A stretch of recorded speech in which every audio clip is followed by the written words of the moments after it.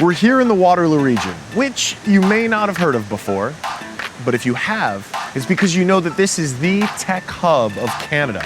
It's home to Blackberry, the University of Waterloo, and scores of startups.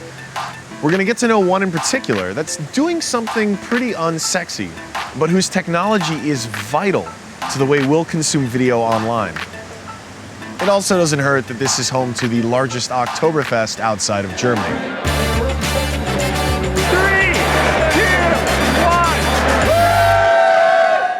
I'm Alexis Ohanian, startup founder and Y Combinator partner. Over the last year, I went on a 200 event book tour and met people building small empires all across North America. Now I'm back with a new season, revisiting some of my favorite stops from the tour. It's really hard to start a company in a vacuum. That's why so many entrepreneurs flock to Silicon Valley. It's where all the other people working on startups are. However, there are small cities all over North America where one massively successful company can cause droves of like-minded people and companies to flock there, like Waterloo, Ontario, where Blackberry, formerly RIM's headquarters are. The problem is, sometimes that huge company's business can go south, causing the local economy to suffer. There's a phrase for this, boom bust, but the bust mostly refers to when natural resources disappear. So what happens when the boom was in technology? Do all the engineers and entrepreneurs leave? Or do they build something new in the shadow of a crumbling colossus?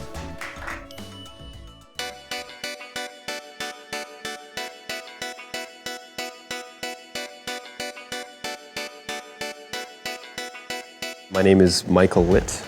I'm one of the co-founders of Vidyard, and Vidyard is a video marketing platform.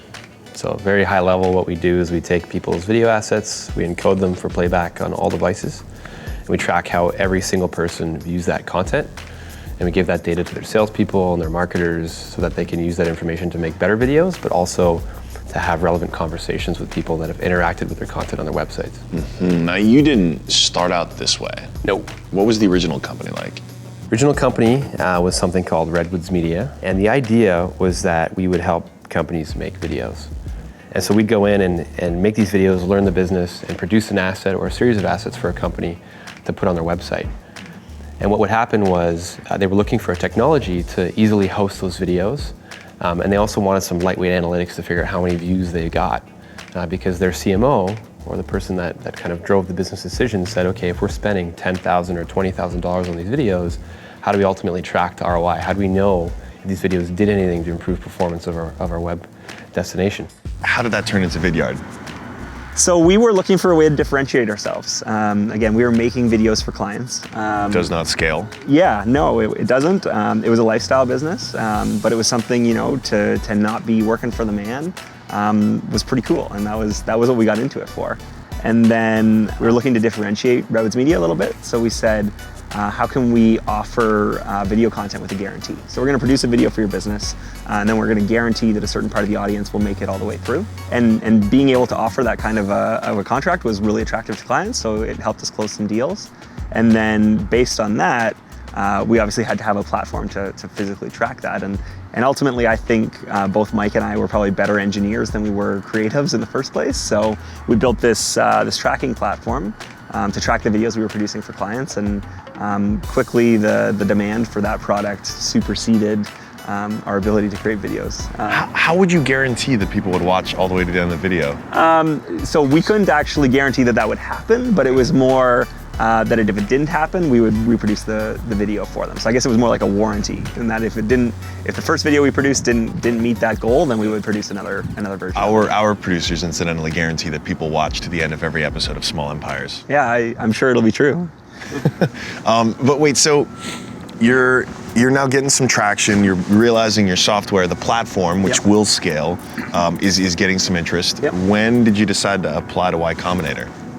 So we were doing both at the time we applied to YC. We applied to Y Combinator with the Vidyard vision, obviously. I don't think the consultancy was a fit for their model, obviously, but we applied with the Vidyard vision. We got that interview. We were able to show them that the application reviewers didn't watch our application video, and I think that kind of surprised them a little bit. Yeah. And we got it. And so from there, it was from our first meeting with PG, it was stop working on this other thing and let's focus on Vidyard. So this is all happening while you're at university. Then it's time to graduate. What was the decision there? Was it a no-brainer? You had co-op jobs. Yeah, that's a very good question. So we had this thing called Project Christmas. And Project Christmas was that we needed to make $50,000 selling videos and platform licenses, which at the time were only $20 a month, prior to Christmas 2010. And if we hit that goal, we would not go out and pursue opportunities with other companies. We hit that revenue goal on Christmas Eve. The goal was by Christmas, and we hit it on Christmas Eve, and from there it was, let's go for it. Historically, the best data you could get for things like film or television was pretty awful. It was Nielsen ratings or test screenings, none of which were terribly helpful, but it was the best you could do. Now, thanks to the internet, thanks to software, we can get real-time analytics about what parts of our videos you loved or hated. Even an episode of Small Empires like this, we could learn at exactly what moment you click stop. Please don't. That means we can try harder the next time and maybe do less of the stuff you don't like and more of the stuff you do. So you can continue to go about watching your videos, and we, as video producers, can learn how to make them even better. My name is Wes Alkin. I'm the marketing manager here at Athena Software. We've developed a web-based application that's used by social service agencies throughout the world. So for example, groups like United Way would be using a system like ours. Vidyard allows us basically to take somebody who knows nothing about our company, they click on our video, they watch it. They now know who we are, where we're from, where we're at, and where we're going within 2 minutes. Then the next part of the journey is Vidyard delivers them at our case studies page. Now they can read about clients that are similar to themselves and how they've used our software and system to really transform their organization. If you can go into a bit of detail, how has Vidyard helped you make a video like that more effective? Cool. So with that type of video, for example, normally you'd have a video on your website sitting there and people would view it, and you know people have viewed it by the views, but what happens next? And that's where Vidyard really steps in, and it helps deliver the next step, makes them go to the next step of the journey. That side of it is, the other side is the data on the back end of Vidyard allows us to actually improve those types of videos. So we're able to go and see how much of the video is being digested and at what point. And when people start dropping off, we can go back, re-edit that video, see where they're dropping off, and make the corrections, and ultimately get a higher completion rate through the video. Surely this is technology that other pure video hosting companies wish they could either emulate or maybe even acquire. And that would have been a very different trajectory for the company. Yep. Why have you chosen this one? During our seed round, when we were fundraising, one of the big video platforms said, hey, wouldn't it be cool if all of you guys that are working on this technology came and worked on our technology? And that was a pretty attractive offer because we were right out of school, we had no money, and this was life-changing money potentially in front of us. But the problem was, we felt like we were onto something, and Y Combinator had validated our idea, and we had customers validating our idea. And we were also pretty young, and it felt like an opportunity and an experience that would be stupid to miss out on. And we wanted to build a big company. We wanted to change the world to some effect. And going and being an engineer on an already existing product or existing platform, you have a small change and a small impact on that. But it's not the impact you ultimately want to have, and not the experience we ultimately wanted to have. So it was very experience driven. Another reason, which is kind of interesting, is we came back to this region for personal reasons as well. Family was here, and taking that offer from this organization would have made us have to live in Silicon Valley. And so it was kind of a myriad of things that drove us to that decision. But because we had customers that were willing to spend money on the technology, it was only a handful at the time. Quick back of the napkin math would indicate that if this is growing, and it is growing, and I can't see any reason why it would stop growing, this is not the right time to sell.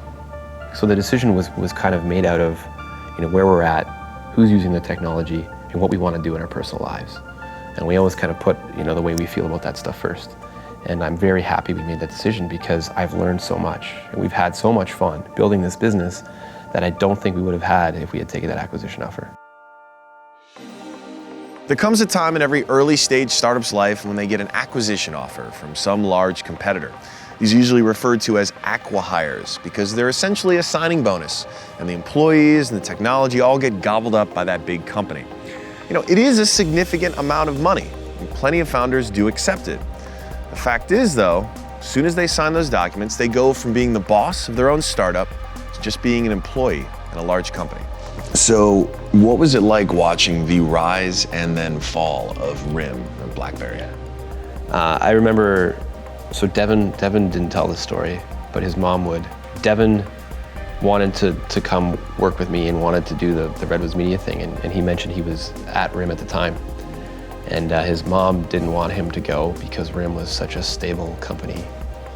And you know, that was the idea is, you know, you graduate, you get a job at RIM, all the smart people go work at RIM/Blackberry, and you'll be set for life. That company is a steamroller. Look how big it is, look how many people work there.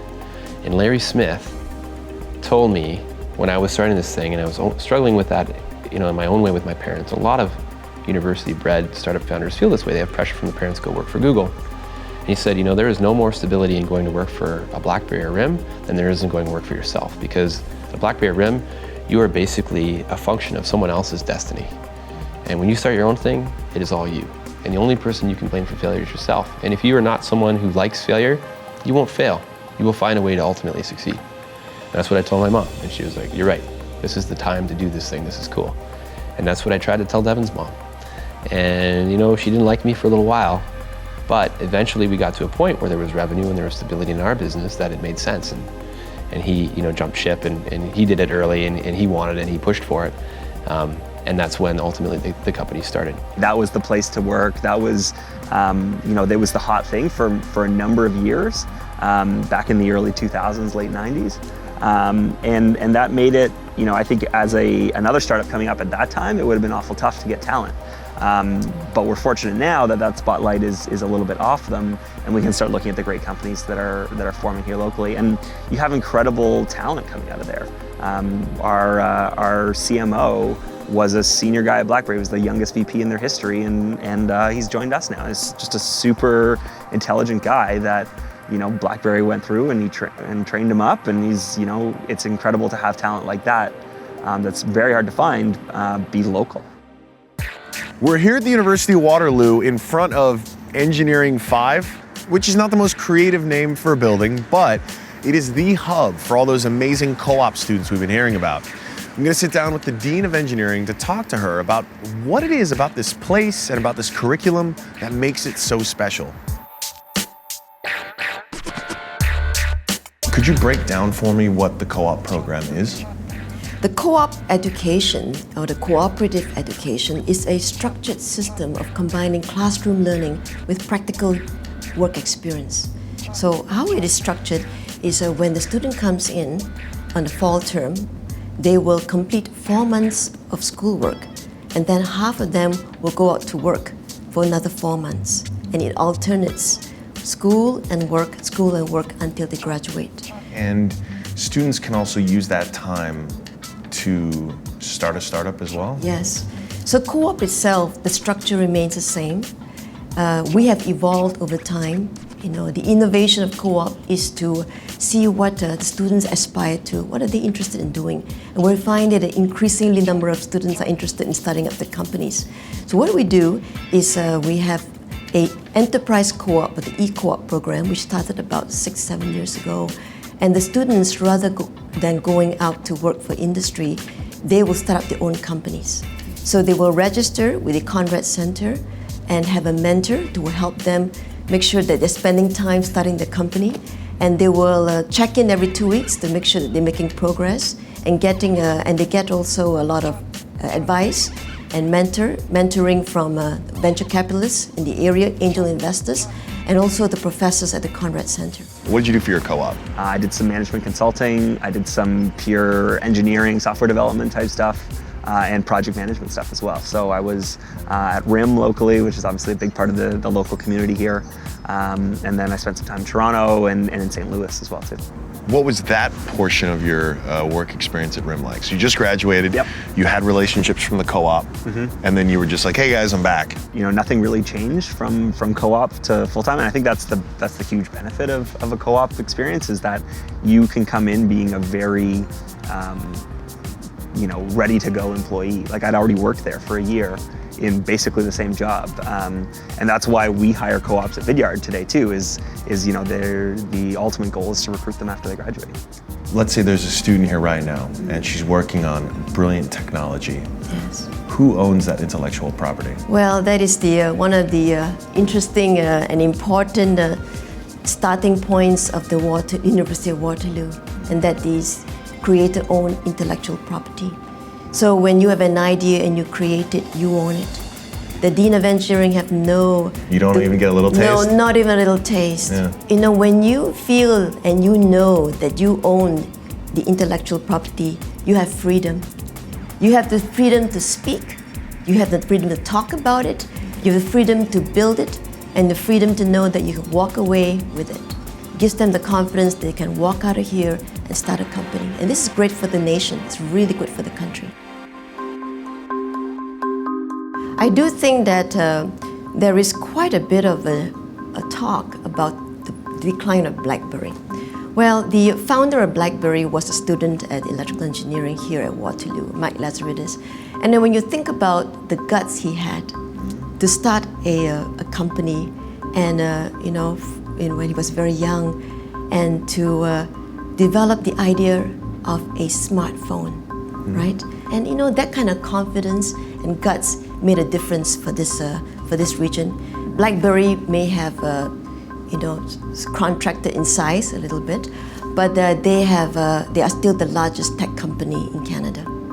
So it grew very quickly. It had to it had to contract a bit, but it's still the largest, and it has provided the sentiment that we have the talent and the guts to move in the area of technology. We are the technological hub, I believe, of Canada. Do you think maybe it even helped, motivate founders even more, knowing that this once titan had fallen and there was an opportunity? Oh, I don't doubt it, because now there's the whole velocity scene happening of the garage with all sorts of companies in there. It's always handy to have that one trailblazer, that one idol, I guess, to starting something up. So Mike can be that idol to other founders that potentially are considering it. There's an example of it going and succeeding. And so everybody thought that about Blackberry. I mean, there wasn't a day that went by that the front page of the Record had something about Blackberry in it. And so when Blackberry started to flounder, people started to get very worried. Like, is this community going to be screwed? And the important thing to remember is there's 600,000 people in this community. I think there's actually 750 in Kitchener and Waterloo, and 10,000 of them worked at Blackberry. So it wasn't like a huge number of people, but it was a huge number of knowledge workers. And Blackberry cast such a huge shadow on everything that was happening technology-wise in this community for so long that nobody even knew that startups existed. And Blackberry did lay off a ton of people, but they all got displaced. And a ton of those people were commuting in from Toronto and just found jobs at Oracle or other businesses that have big offices there. And so I haven't actually seen the impact of that, other than the fact that we have a number of great people and really smart people that left Blackberry when that started happening in search of greener pastures. So it hasn't been a bad thing for any reason. And what do you hope Vidyard is doing years from now? It's it's hard to imagine, but I think we're going to build a really great technology powerhouse. I think that we do it for the team members, we do it for Kitchener-Waterloo, we do it for Canada, and we do it for just being really passionate about what we're building. And you'll continue to, I presume, poach talent from Blackberry and from the university here? Oh, absolutely. This is our headquarters, this is our home. And again, there's so much great talent, whether it be coming out of companies like Blackberry or whether it be straight out of school or folks we have to import. And I think we're at the scale now where, we can attract folks from the bigger cities, from Silicon Valley, from Toronto. And Waterloo's got a great brand and it's a very exciting place. So, we're going to grow into it. We're here in the anechoic chamber of the University of Waterloo. There is no noise here, just signal. That's what you need when you want to take a longer-term perspective on things. It's exactly what the university has done with regard to intellectual property. Instead of obsessing over every idea in the head of their students, they're trying to give them freedom so they can go off and create amazing things that only benefits the university long-term. Likewise, when a founder has a decision to take an early acquisition and she decides not to, She's doubling down on herself. She's taking that longer-term perspective on what that startup can one day be. It's that same mentality that has allowed the region of Waterloo to not look at the decline of Blackberry as a decline of their community. Instead, it just means a richer, more diverse ecosystem. Many, many more startups now that, if anything, have just made it a stronger place. Vidyard data and analytics show that more customers than ever are opting for a mobile experience. But mobile apps can do so much more than order food or book massages. Mobile point-of-sale apps like Vantiv allow small businesses to accept credit and debit as payment. The system also ties in with your inventory system, so you always know when you're low on something. Health tracking apps allow patients to monitor their heart rate and send the results directly to their doctors. Companies are even using mobile apps to make it easy for employees to clock in, and supervisors to manage their reports. How can a mobile app help your business? For more business advice, visit AT&T's Business Circle.